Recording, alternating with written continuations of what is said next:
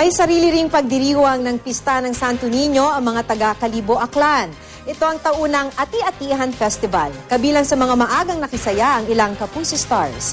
Makibalita tayo kay Jason Gregorio ng GMA Iloilo. 12 pares ang naglaban-laban sa taunang Lakan at Putya ng Kalibo Santo Niño Ati-Atihan Festival. Kanya-kanya sila sa pagpapakita ng galing sa pagrampa at pagtatanghal ng talento.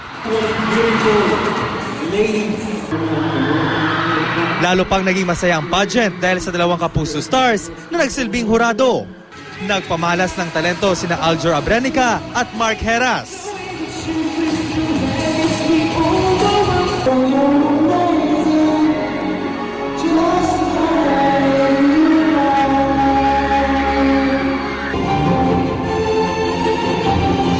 Bahagi rin ng festival ang Kapuso Ati-Atihan Night. Dinagsa ng mga kapusong Aklanon ang programa. Inabangan ang performances ng ilang GMA stars. Kumanta si Luis de los Reyes.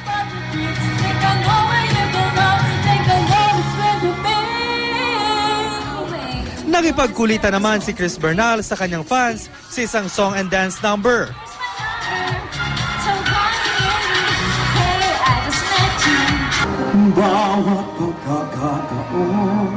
Hinarana naman ni Mark Bautista ang kababaihan. Ang ibigin ko'y ikaw.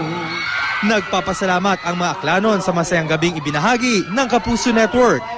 Ilan ng ito sa iba't ibang aktibidad na masasaksihan sa pagpapatuloy ng Ati-Atihan Festival na alay sa Santo Niño. Isa sa mga inaabangan ang Ingranding Tribal, Modern, Balik-Ati at Individual Ati-Atihan Contest na gaganapin sa Sabado. Jason Gregorio, Nagbabalita, Pilipinas.